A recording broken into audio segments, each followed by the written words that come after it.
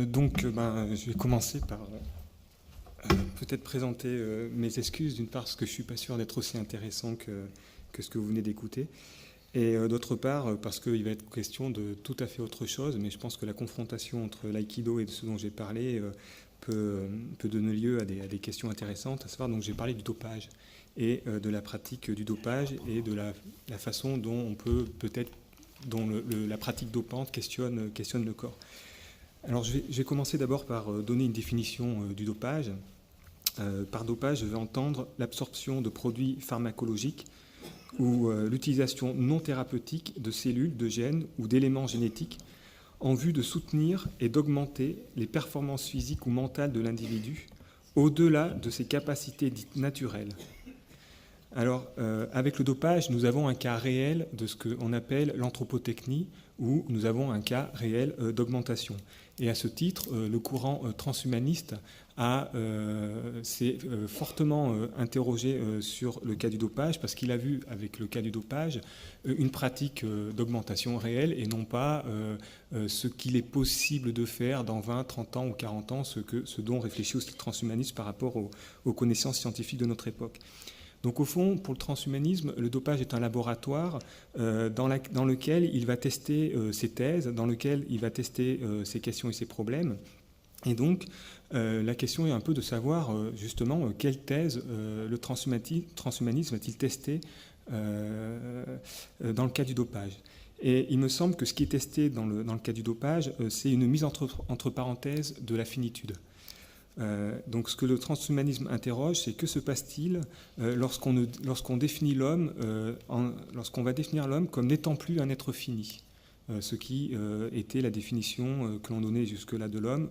On était un être fini, on était un être de finitude. Alors vous voyez bien que si nous mettons entre parenthèses l'idée de finitude, immanquablement nous en venons à nous questionner sur le corps. Qu'est-ce que c'est qu'un corps ? Quel serait le corps de cet homme ou de l'homme qui met entre parenthèses la finitude ? Autrement dit, pour essayer de faire référence à un titre d'un ouvrage dont je ne me souviens plus l'auteur, La mort de la mort. Donc qu'est-ce qui se passe lorsque justement nous terrassons la mort ? Quel corps nous avons ? Et quand on lit un petit peu la littérature transhumaniste, la réflexion sur le corps n'est pas absente, mais du moins elle est extrêmement implicite. Et en fond, c'est pas trop leur problème, le problème du corps pour les transhumanistes. Pourquoi ? Si vous voulez, pour le transhumanisme, ce qui compte, c'est d'augmenter les performances du corps.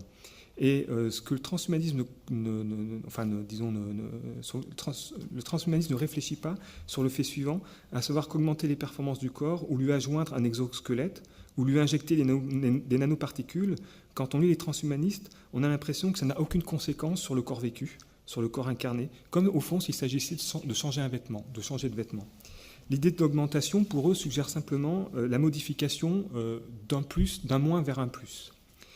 Et il me semble que c'est peut-être pas si simple que ça, que le corps augmenté n'est peut-être pas le même corps avec des capacités physiques ou physiologiques accrues.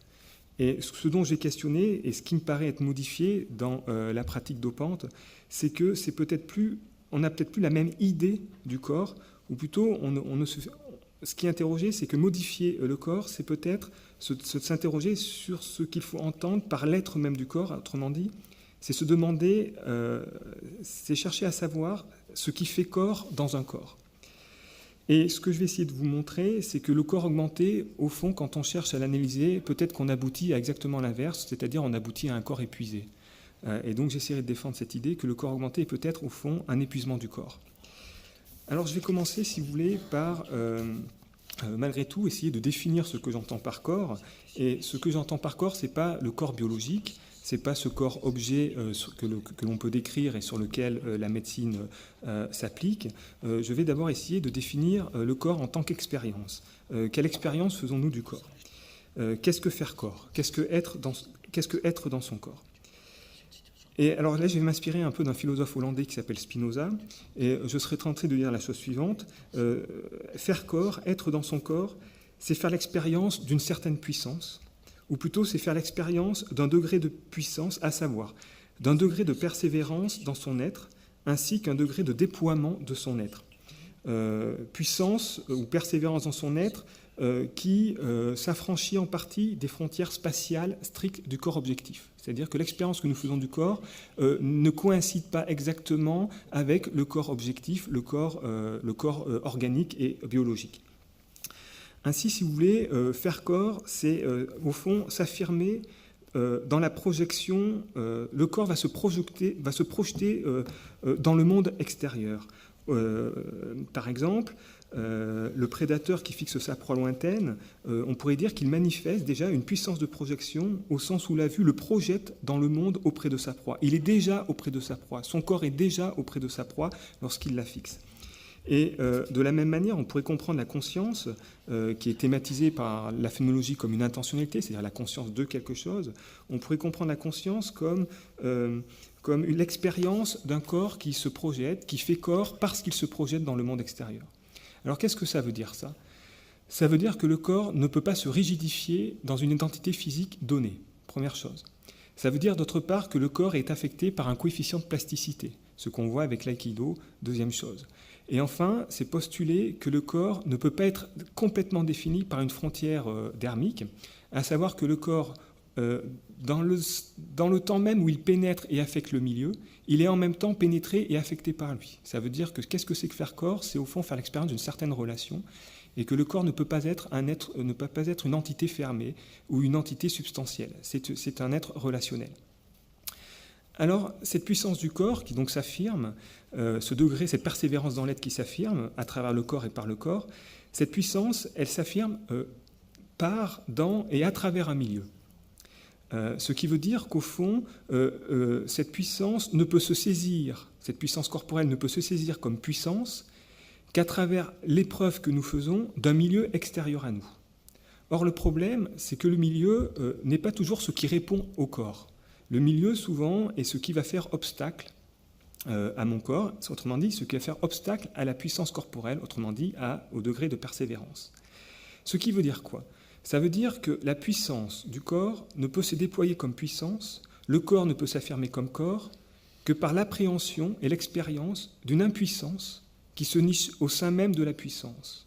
Autrement dit, l'expérience de la puissance corporelle n'est effective que si cette puissance se déploie à partir et sur fond d'une impuissance première. Je ne prends conscience du degré de puissance que je suis qu'en m'affrontant aussi aux échecs non surmontés et aux obstacles non tournés. Le corps est donc un certain degré de puissance dans la mesure où il n'est précisément pas tout puissant. Et le deuxième film qu'on a vu montre exactement ça. C'est-à-dire qu'au fond, l'expérience de la maladie peut être une expérience positive au sens où la maladie ne condamne pas le corps à l'impuissance, mais les épreuves de la vie, comme la paralysie, loin de condamner le corps à une forme d'inertie, au contraire, elle va relancer la puissance du corps. Elle va inviter le sujet à créer de nouvelles normes de vie, quand bien même ces normes de vie sont vécues négativement. Ce qu'on voit exactement dans le second film. Une forme d'impuissance qui va relancer la puissance corporelle. Et ce qui me semble, c'est que la ligne de fracture, quand on lit les transhumanismes, la rupture qu'ils introduisent, c'est qu'ils comprennent l'impuissance non pas comme une chance pour relancer la puissance, non pas comme une chance pour permettre au corps de persévérer dans son être, mais les transhumanismes vont comprendre l'impuissance comme purement négative, comme quelque chose de purement négatif, qui ne sauve pas le corps, mais au contraire qui le cloue dans la finitude. Alors, pour vous montrer cette rupture qu'introduit le transhumanisme, je vais d'abord en passer par le rapport que le transhumanisme a avec la médecine. Et je pense que les transhumanismes jouent un vilain tour à la médecine et en quelque sorte les piègent la médecine. Alors, la déontologie médicale paraît extrêmement éloignée des vues transhumanistes. Pourquoi ? Parce que la déontologie médicale a pour principe fondateur de restaurer la santé et non d'augmenter les performances humaines ou d'altérer l'état normal.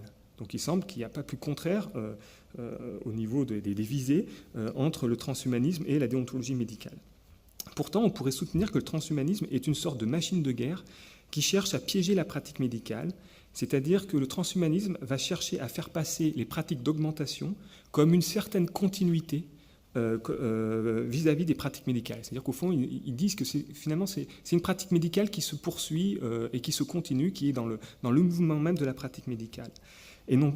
Alors, comment s'y prend le transhumanisme pour piéger un petit peu le discours médical ? Le transhumanisme fait remarquer que la médecine emploie le concept d'amélioration. Et on pourrait même dire que le concept d'amélioration est au cœur de la pratique médicale. Car jusqu'à preuve du contraire, faire passer le patient d'un état pathologique à un état de guérison est bien améliorer sa situation ainsi que son être. Et encore plus, il faut encore aller même plus loin, au sens où le patient ressent bien pour sa part ce passage comme une amélioration et un gain. Ce qui veut dire que le patient comprend la guérison comme un bien et donc comme une chose désirable à ses yeux. Ça veut dire donc que le patient va solliciter le médecin afin de le guérir, c'est-à-dire afin que le médecin réalise un but désirable aux yeux du patient. Donc ça veut dire que le praticien, le médecin, répond à un désir d'amélioration.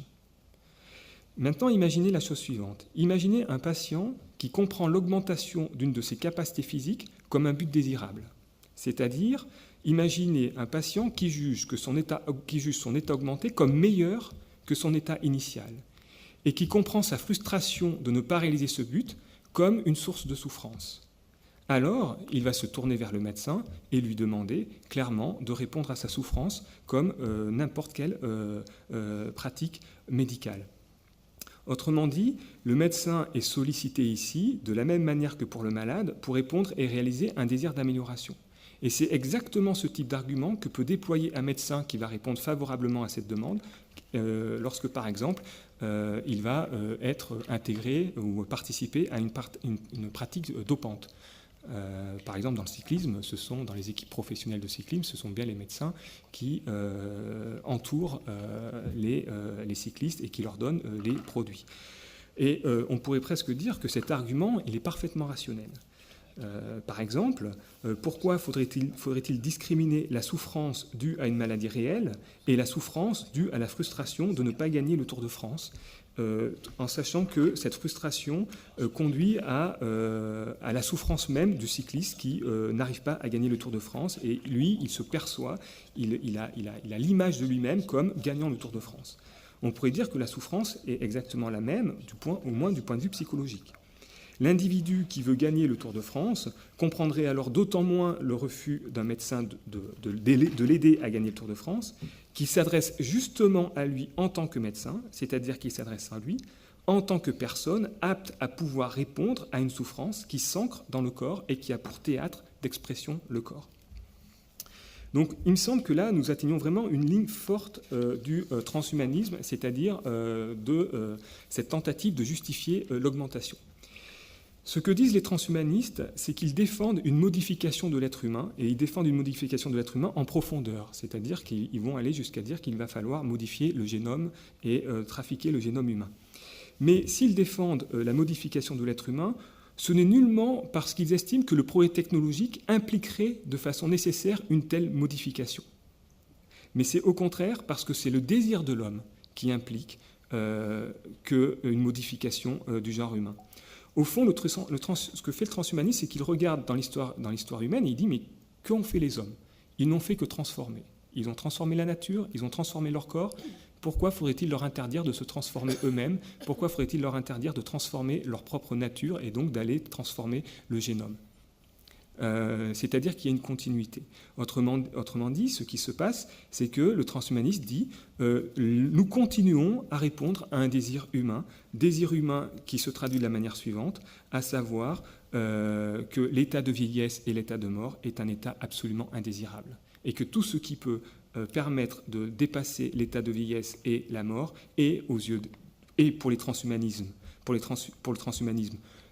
aux yeux des hommes, selon eux, est un état désirable. Donc, ça veut dire que, à partir de là, que dit le transhumanisme ? Si le corps est une entité mortelle, si le corps est une entité impuissante à faire face aux maladies et impuissante à faire face à la mort, ça veut dire que le corps tel que je le vis, tel que je l'expérimente, est un corps indésirable. Donc, il faut le changer. Donc, il faut que je cherche à désirer un autre type de corps. Ça veut donc dire quoi ?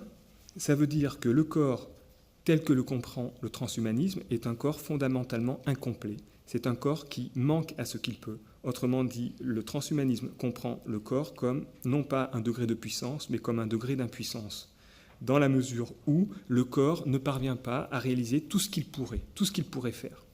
Et donc, ce que cherche à faire le transhumanisme, c'est d'essayer d'éradiquer cette impuissance qui se loge au sein même du corps. Impuissance qui se traduit à leurs yeux par la mort et la vieillesse. C'est les deux exemples qu'ils prennent le plus souvent. Vous demandez si je vous offre les moyens d'éradiquer, de ne pas vieillir.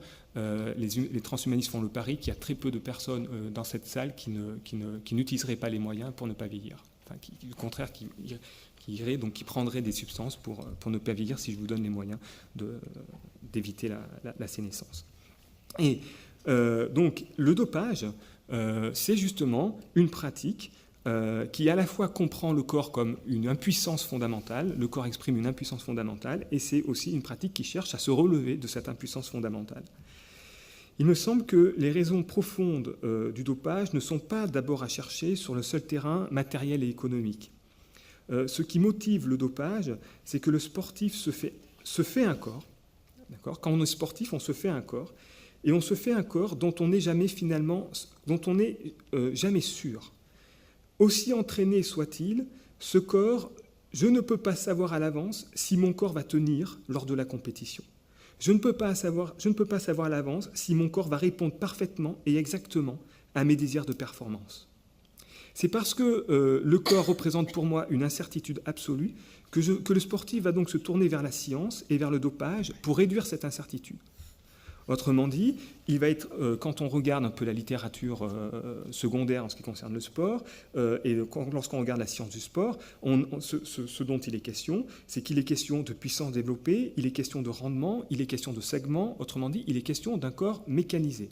Ce qui veut dire, donc il ne faut pas se tromper, s'il y a des petits moteurs cachés dans le cadre ou les roues des vélos des coureurs professionnels, soit dit, paraît-il, c'est parce que l'on considère déjà le cycliste comme un moteur.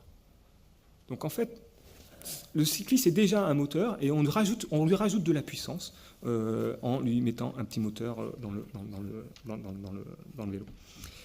Alors, la question, c'est de savoir pourquoi le corps représente une telle source d'incertitude pour le sportif.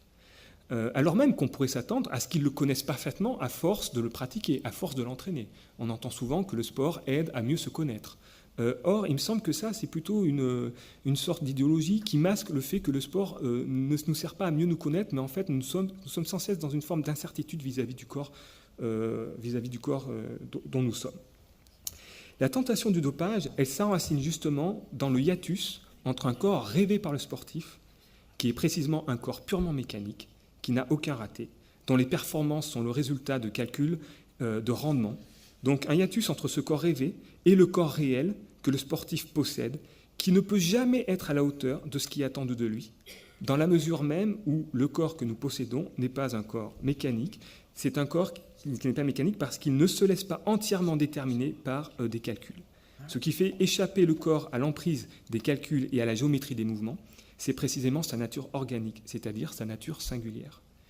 Le corps est pour moi source d'inattendu, parce qu'il ne peut jamais être un corps archétypal qui se coulerait entièrement dans les normes biologiques de l'espèce. L'inattendu est justement par définition ce qui ne peut pas être calculé, et donc l'inattendu, c'est ce qui perturbe, c'est ce qui entrave.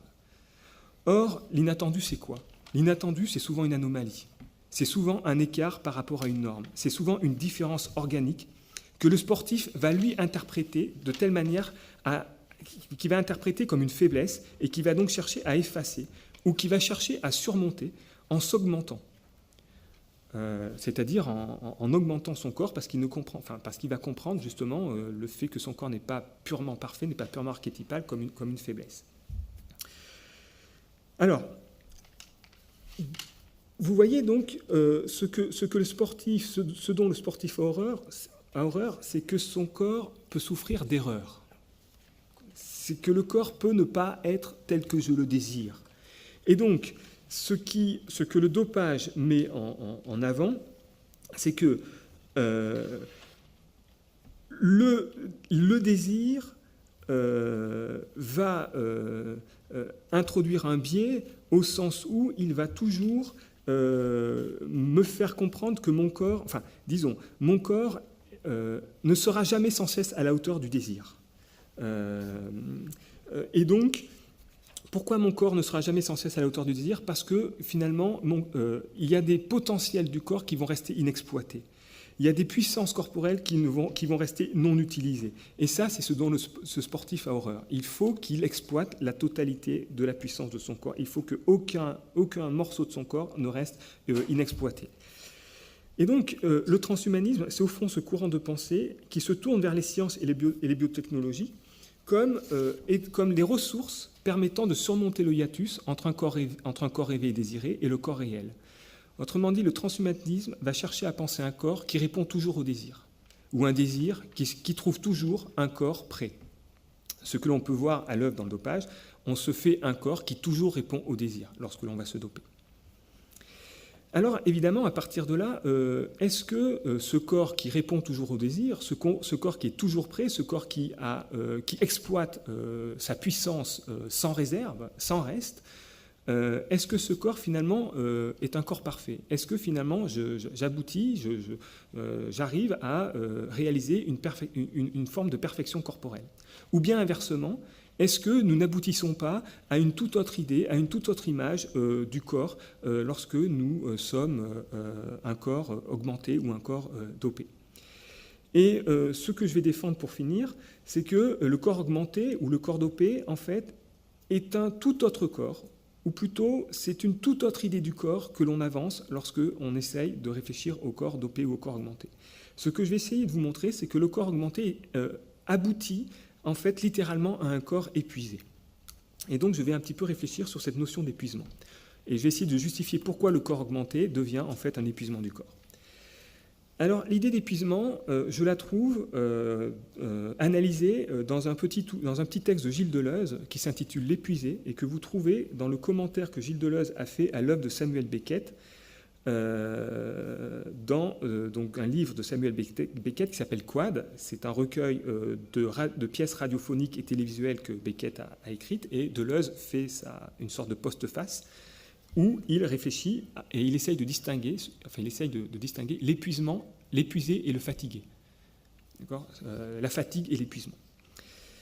Alors je vais vous lire ce que dit Deleuze.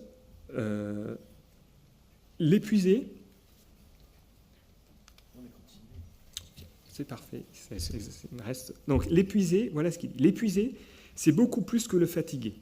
Le fatigué ne dispose plus d'aucune possibilité subjective. Il ne peut donc réaliser la moindre possibilité objective. Mais celle-ci demeure parce qu'on ne réalise jamais tout le possible.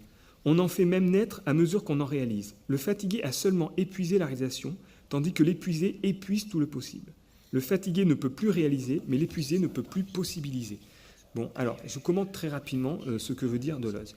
L'épuisé et le fatigué sont deux manières de se rapporter au possible. Quand on est fatigué, on dispose encore de possibilités objectives, c'est-à-dire qu'on est encore capable de pouvoir se projeter dans des actions possibles. Je pourrais faire ceci, je pourrais faire cela, mais je suis fatigué précisément parce que je n'arrive pas à réaliser ceci ou cela. Ce n'est pas parce que je n'ai fondamentalement pas les capacités de réaliser ces actions, mais parce que je ne parviens pas à mobiliser ces capacités qui sont en moi. Ça, c'est la fatigue.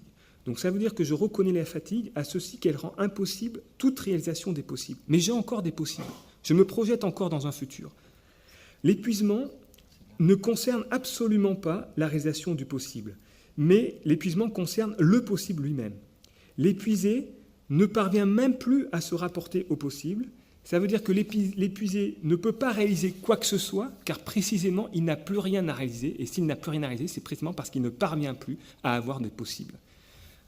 Ce que dit Deleuze en disant on ne parvient plus à possible. Il n'y a plus de possible pour l'épuiser. Alors, y a-t-il une façon d'épuiser le corps? Et il me semble que ce qui épuise le possible pour le corps, ce qui fait qu'il n'y a plus de possible pour le corps, c'est que c'est exténuer ses potentialités. C'est-à-dire, c'est un corps parfait. Le corps parfait est un corps dans lequel il n'y a plus de possible pour lui à réaliser. Tout ce qui est possible a été pour lui réalisé. Définition de la perfection.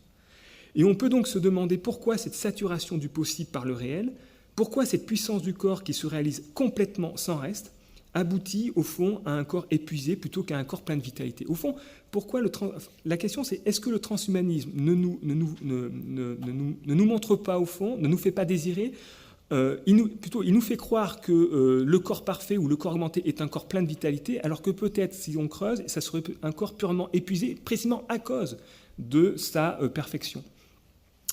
Alors la réponse peut paraître paradoxale. Le corps épuisé, c'est un corps pour qui le milieu ne peut plus avoir le sens d'un obstacle ou d'une mise en échec. Or, il est important que nous expérimentons l'échec. Pourquoi ? Parce qu'en expérimentant l'échec, nous inventons de nouvelles normes, nous inventons de nouvelles lignes de comportement, nous inventons de nouvelles compositions afin de surmonter l'échec ou l'obstacle qui se trouve devant nous. Autrement dit, l'échec ou l'obstacle entraîne le corps dans un rapport de souplesse avec le milieu. C'est parce que je vais me confronter à des échecs ou à des situations difficiles que je vais pouvoir inventer des réponses, et ce qui va me permettre d'être dans un certain rapport de souplesse avec le milieu que je vais configurer autant qu'il me configure. Combien de sportifs se révèlent finalement assez exceptionnels après avoir réussi à faire avec une faiblesse, avec un écart ou avec un manquement de leur corps originel ? Dans un paradoxe, si vous voulez, l'erreur des transhumanistes n'est pas tant de vouloir transformer la nature humaine, parce qu'après tout, ce processus de transformation est exactement ce qu'on appelle la culture. L'erreur des transhumanismes, c'est de ne pas comprendre que supprimer à la vie la possibilité de pouvoir faire des erreurs est en soi une erreur. Que ce qui est fécond, que ce qui féconde la vie, ce qui fait la vitalité de la vie, c'est précisément qu'elle parvient à faire des erreurs. C'est précisément parce qu'elle fait des erreurs. C'est ça qui fait sa fécondité. Et que d'essayer de faire en sorte que nous ayons des corps parfaits dans lesquels il n'y a plus d'erreurs, alors justement, ça nous coupe d'une source, de notre propre source de fécondité, qui est justement notre propre impuissance. Donc ce que j'essaye de vous montrer, c'est qu'au fond, finalement, le corps s'épuise lorsqu'on cherche justement à le couper de sa propre impuissance, de son impuissance foncière. C'est ça qui fait sa vitalité. Le fait que je vais me confronter à une impuissance première. Dès lors, pour finir, et pour conclure, les transhumanistes n'ont peut-être pas tort de promettre une autre humanité. Mais en fait, je ne partage pas du tout la raison principale qu'ils évoquent, à savoir pour eux, pour certains en tout cas transhumanistes, une autre humanité, c'est pour eux l'émergence d'une nouvelle espèce humaine, ce qu'on pourrait appeler peut-être le post-humanisme. Disons qu'il faudrait distinguer entre le transhumanisme et le post-humanisme. Mais bon, il me semble que ce n'est pas à ce niveau biologique qu'il faudrait rechercher la rupture que cherche à introduire le transhumanisme. S'il y a rupture, c'est une rupture de sens.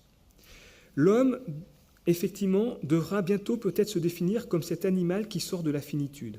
Et il me semble qu'il faudrait comprendre, au-delà de savoir si le transhumanisme a raison, il faut comprendre quelles sont les conséquences à tirer de ce nouveau rapport au monde dans lequel je ne me comprends plus comme un être fini. C'est un peu une révolution copernicienne. Hein. C'est une révolution qui est au même niveau, au niveau symbolique, qu'au XVIe, au XVIe siècle, lorsque les hommes ont découvert que la Terre tournait autour du Soleil et que ce n'était pas l'inverse. Donc c'est de cet ordre-là qu'il y a une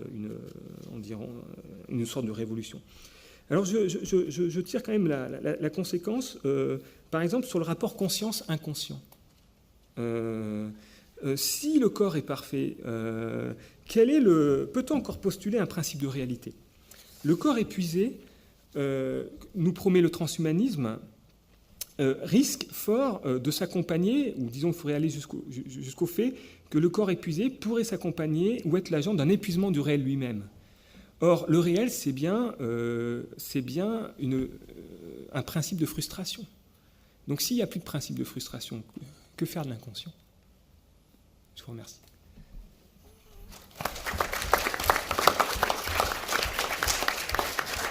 Merci infiniment, Bertrand Noailles. C'était très intéressant de ce développement du paradoxe du corps augmenté comme corps épuisé. Et avant les questions, je conseille à tout le monde d'aller voir au studio Héberto à Paris Anctil tout seul, qui est justement une vie de dopage, de maximum de vie, maximum de sexe, maximum de tout, jusqu'au cancer. Et Anctil disait aux gens, Donc, ça a été le premier à défendre le dopage dans le cyclisme en disant, alors il disait, vous les petits hommes gris, ce qui n'était pas très gentil, tout le monde le détestait Anctil.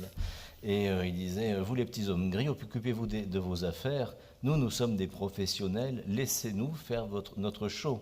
On ne vous demande pas, c'est notre choix de vie de mourir plus tôt. Et vous avez Malia Rakis qui joue le rôle d'Anctil, et c'est très intéressant parce que naturellement il ne s'agit pas de prendre ça pour argent comptant, mais de voir une vie de quelqu'un qui est la vie d'Anctil mise en théâtre comme ça. Donc je vous conseille d'aller voir cette pièce. Voilà. Donc qui a des questions? Alors vers le fond. Et c'est un joli paradoxe, le corps augmenté comme le corps épuisé. Et vous savez que Deleuze, sur le corps augmenté, Deleuze s'est suicidé, puisque quand son corps l'a lâché, et que son corps était insupportable, il s'est jeté par la fenêtre. Donc c'est toute une question sur la mort volontaire, et quand le corps lâche, est-ce que j'ai envie de ce corps-là? Et si je peux avoir un corps un petit peu au moment jusqu'à la fin, comment est-ce que je vais le garder ou je ne vais pas le garder? Deleuze s'est jeté par la fenêtre. Bon, André Lacour, le père de Frédéric. Alors, tout de suite, une réponse à ce que vous dites sur Anctil. J'ai couru avec Anctil aux Essarts lorsqu'il faisait du vélo. Ouais. Et j'avais un ami qui, en vélo, était meilleur qu'Anctil. Et Anctil aurait été un très bon crossman. Alors, tout le problème, c'est que ce n'est pas Anctil lui-même qui avait cette espèce de conscience, c'est-à-dire c'était son entraîneur, c'était les personnels qui lui avaient donné les dopings et tout ça. Oui, et moi, en tant qu'ancien athlète, je m'aperçois que ceux qui se dopent, ce n'est pas eux qui se dopent, c'est les personnes, leur coach, c'est leur conseiller qui les dopent. Voilà, ben ça c'est une première question sur le dopage. Il s'agit d'être le premier aussi, lui disait... Voilà, même si c'est son coach qui le dopait, lui était quand même en grande demande, il s'est mis d'accord. Mais bien sûr, mais ça a été Il voulait être le premier. Parce qu'il était addict au dopage, il ne pouvait pas faire autrement que avec le dopage. Ensuite, il y a la deuxième chose, c'est sur la compétition. Je ne comprends pas d'ailleurs que l'aïkido ne se dise pas faire de compétition. Or, compétition, ça veut dire kumpeto, c'est-à-dire on pense avec celui avec lequel on joue physiquement. C'est-à-dire que si vous avez quelqu'un avec qui vous courez, par exemple, eh ben vous ne pensez pas à le battre, vous le regardez, vous savez comment il fait, et vous essayez soit de faire mieux que lui, mais c'est surtout vous essayez de faire mieux grâce à lui. Vous voyez, vous avez cette notion qui a été galvaudée actuellement sur le terme de compétition. Et Alain Royer, elle connaît bien parce qu'on a beaucoup discuté là-dessus autrefois. Ensuite, au point de vue transhumanisme, ça, je suis absolument d'accord avec vous. Les gens cherchent à être mieux. Or, j'ai mon âge, et quand je vais courir ce matin, j'ai fait 10 km autour du golf, en courant. Pendant une demi-heure, je souffrais, j'étais mal à l'aise. Je me suis dit, je suis un vieux, je ne vaux plus rien. Puis au bout d'une demi-heure, j'ai commencé à m'échauffer. Les jambes sont tournées toutes seules. C'était extraordinaire. Et c'est là que j'étais heureux d'être vieux. Vous voyez, j'étais heureux parce que je voyais la différence entre ce qu'on s'imagine au départ et après ce qu'on est quand même. Très bien. Je vous remercie. Merci de votre témoignage. Il y a aussi une différence entre l'émulation, la compétition, dont vous rappelez l'étymologie, et puis la loi du plus fort. C'est-à-dire que l'aïkido veut sortir de la loi du plus fort. C'est ça. C'est-à-dire que c'est dans ce sens où il n'y a pas de compétition, il n'y a pas de médaille. Oui, en vous écoutant tous les deux, les aikidokas d'abord et puis M. Noailles après, il m'est venu simplement une chose. Et en fait, vous voulez vous présenter comme ça? Jean Reboul. Je vous situe finalement dans la proximité, dans la différence. Et je voulais vous demander aux aikidokas si vous admettriez de dire que votre corps est un corps poétique. La poïenne, la création, alors j'adorerais. Ce serait un corps augmenté poétiquement. Oui. Voilà. Parce que le corps poétique, ça dépasse effectivement l'imaginaire. Il ouvre sur des possibilités nouvelles, et chaque fois sur une création.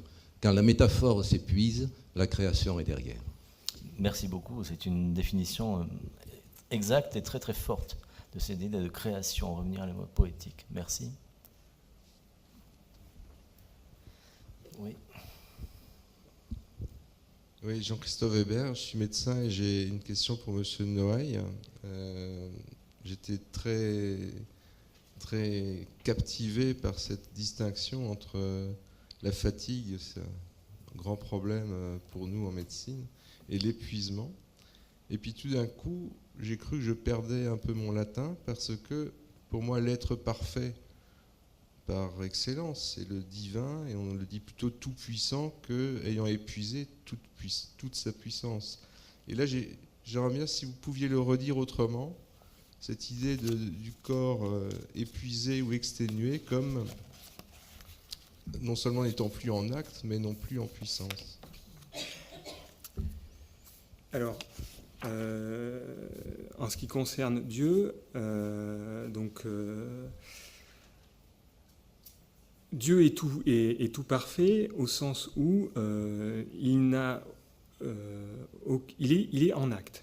Il est continuellement en acte. Il n'y a pas de possible pour lui. Tout est en acte. Et son être est absolument en acte et absolument déployé et entièrement déployé. Il n'y a rien de Dieu qui est laissé, inexploité, non déployé, etc. Il est l'être parfaitement en acte, etc. Donc, ce qui veut dire qu'en un certain sens, il n'a aucun rapport avec un monde des possibles. Il n'y a aucun possible pour lui, au sens où tout ce qu'il pense est actualisé immédiatement.